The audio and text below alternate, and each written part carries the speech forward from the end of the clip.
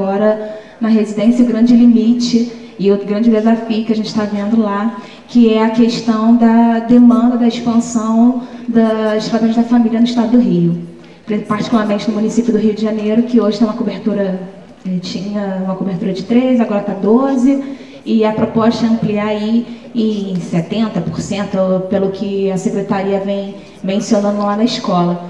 Só que a forma de expansão que está sendo proposta é pelas organizações sociais. E isso traz um grande limite para a execução mesmo, para a proposta de qualificação, de qualidade desse sistema de saúde que a gente tanto fala e tudo mais, porque traz limite até para a efetivação de um serviço de qualidade, porque é uma expansão que vai, sei lá, daqui a uns 2 anos no máximo, tem uma cobertura imensa, pensando que o Rio de Janeiro aí tem 6 milhões de habitantes, então como é que vai dar essa expansão e como vai ser contratado esses profissionais?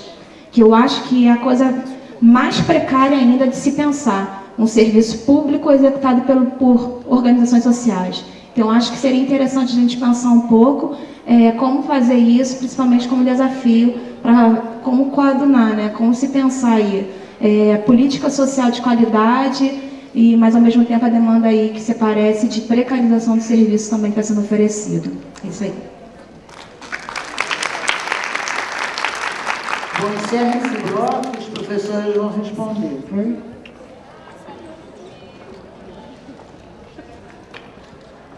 Professor Ricardo, tem 10 minutos, né, professor? Pouco tempo, né? Mas as questões são importantes, mas talvez para fazer um comentário mais geral, tratando de pontos dessas questões. Lamentavelmente, nós também temos que estar atentos, né, Yolanda, com a nosso horário aí de avião, né? Que nós não podemos perder. Mas, de todo modo, eu vou tentar fazer uma nota de cada questão. A primeira questão da Tânia, como é que se ata a questão do trabalho com a questão da natureza? Por 2 ou 3 pontos. Cadê a Tânia mesmo? Isto, né? Primeiro, Tânia, essas são 2 questões vitais. E nosso desafio no século XXI é compreender quais são as questões vitais. O trabalho, forma pela qual a humanidade pode sobreviver. É impensável qualquer forma de estruturação humano-societal sem a realização de uma atividade elaborativa, produtora de coisas úteis. E a natureza, se nós não formos capazes de preservar a natureza exterior, da qual o homem é parte dela, a humanidade é parte dela, né? A sociedade está aniquilada. O segundo ponto decisivo é porque a lei de tendência destrutiva, que destrói a força humana de trabalho, tem uma similitude na natureza. O capital só pode reproduzir-se destruindo também a natureza. De tal modo que essas são 2 questões, não são as únicas, são 2 questões vitais. A questão da propriedade é, em si, por si, desde a gênese do capitalismo, uma questão vital. A questão da propriedade intelectual, que daí se desdobra, é uma questão vital. Não é possível as populações, por exemplo, latino-americanas, serem produtoras do conhecimento, da medicina, né, nas florestas, e os laboratórios se apropriam dela, levam, patenteiam e se tornam donos de algo que eles não são donos, né?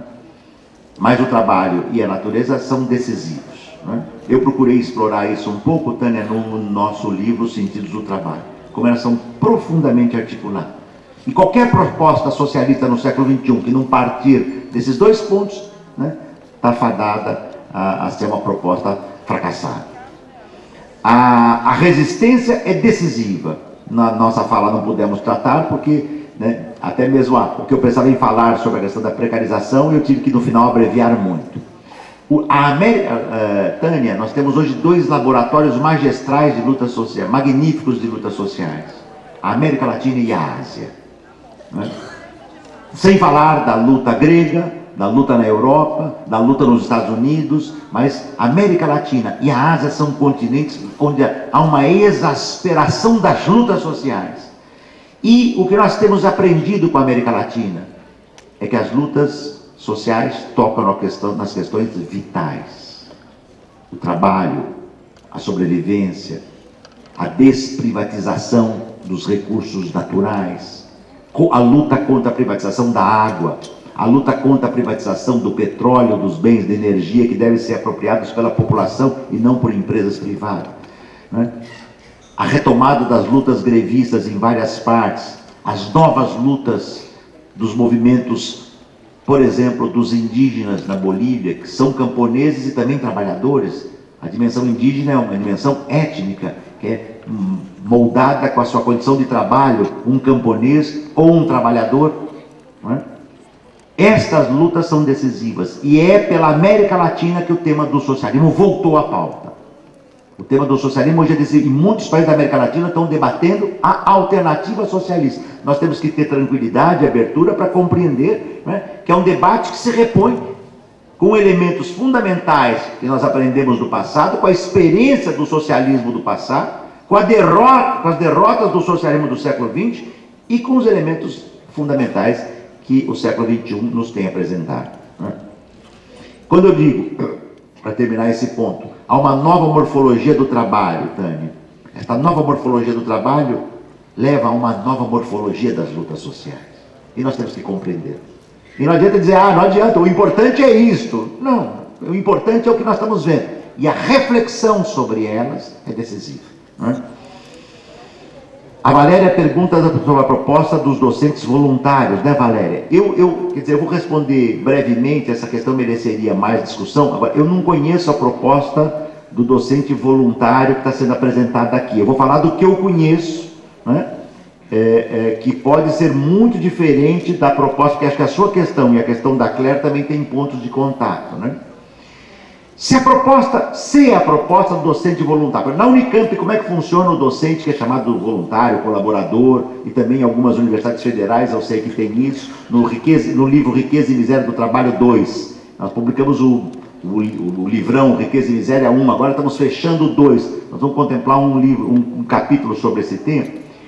Por exemplo, eu este ano, em outubro deste ano, poderia me aposentar na universidade. Não trabalho com essa hipótese, mas em tese, com direitos, com salário integral, cumpri, né, com a reforma do Fernando Henrique, com a contra-reforma do Fernando Henrique, depois com a contra-reforma do Lula, já dei pedágio, pós-pedágio, sobre-pedágio. Bom, para vocês não pensem que eu sou mais velho do que sou, comecei a trabalhar muito novinho, tá sendo muito menininho.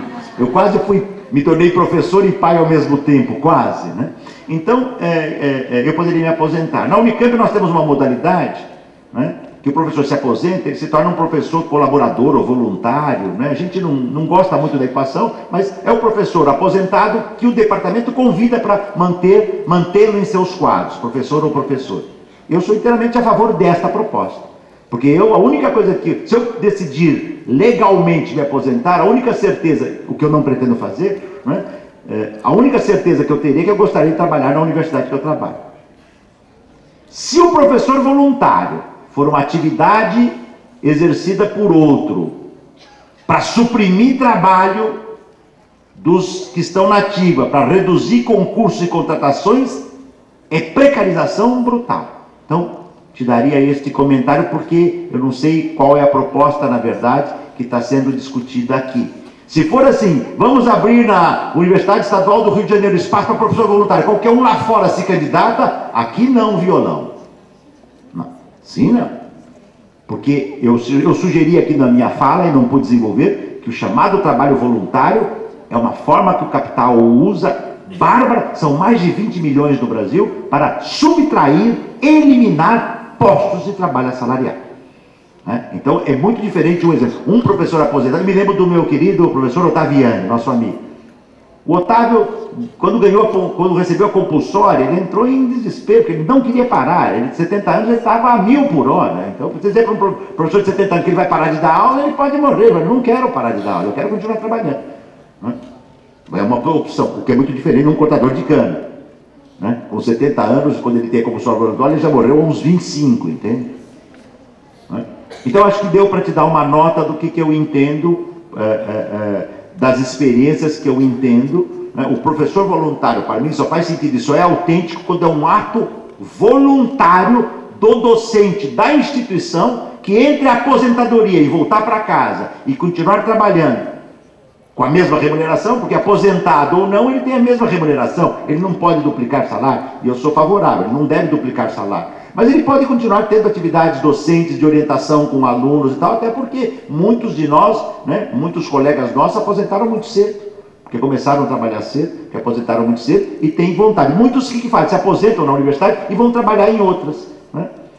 Que é uma possibilidade também, trabalhar em outras universidades. Eu acho que esse sentido do professor colaborador na Unicamp, que chama assim, deu muito debate porque tem uma sujeição grotesca, tem coisas assim que são lamentáveis, bem dos nossos dias. Esse professor voluntário perde a sala dele. Bom, aí é sacanagem, também não vou dar aula. Assim também, o professor Ricardo Antunes, se não tem sala, não vai dar aula. Vou ficar sentado no banquinho do corredor, né? Então tem coisa assim, a gente tem, houve uma proposta da Unicamp, mais ou menos assim, que um professor, provavelmente um ex-orientando meu, que tornou-se professor, vai ser responsável pelo meu curso, vai assinar. É grotesco, né? Mas na cabeça dos gestores universitários, o frequente é o grotesco. O tom grotesco, o tom subserviente, o servilismo ao mercado, o servilismo ao governo. Este é o tom dominante na maioria dos nossos reitores, gestores. Aliás, viu, Rodrigo, não devemos chamar de gestor, são os digestores, né? Os digestor de pessoas, ou indigestor, melhor ainda, entende? Né? Tá? Quanto à questão da Claire, é isto, quer dizer, eu vejo nas universidades federais, e mesmo nas nossas universidades estaduais tão diferentes, lá em São Paulo, onde está a Claire? Isso, né? O substituto. É inaceitável que 30%, 40% sejam substitutos. No nosso departamento de Sociologia, nós perdemos provavelmente 40% dos professores, repusemos 2%, 3%. O que nós acabamos fazendo? Né? Abrindo, não sei como é que chama aqui, né? Aceitando professores pós-doutores, né? Que estão fazendo pós-doutorado, que acabam assumindo aula para suprir lacunas, né? Porque nós não temos tido força suficiente para fazer uma luta política de envergadura contra os reitores e contra os governadores. Muitas vezes não são os reitores, é que eles são servis aos governadores. Quando não os presidentes. Quando não os presidentes. É muito fácil ir para um cargo. Eu já vi reitor dizer assim, agora eu sou reitor, agora eu tenho responsabilidade. Porque se ele era irresponsável quando era professor, que negócio? Não entendi. Quer dizer, quando é professor você pode ser irresponsável? Não. Quando você assume a reitoria, você tem que levar aquela responsabilidade docente, né, ao limite. E não tornar-se responsável.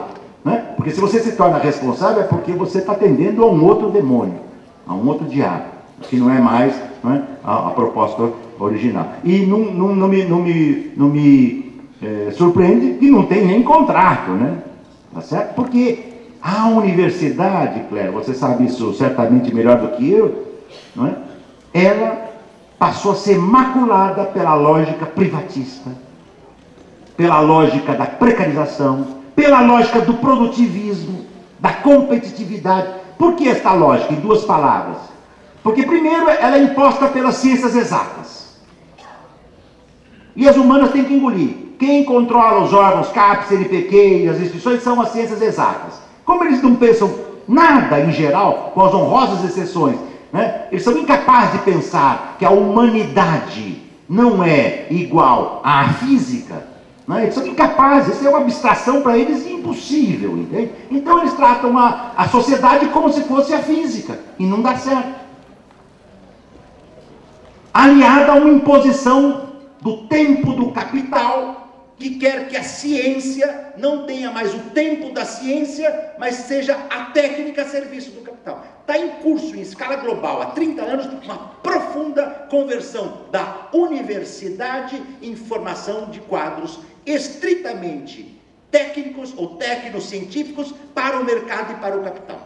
E as transnacionais ficam tão nervosas que isso está demorando, que elas criam as suas universidades corporativas, que é uma contradição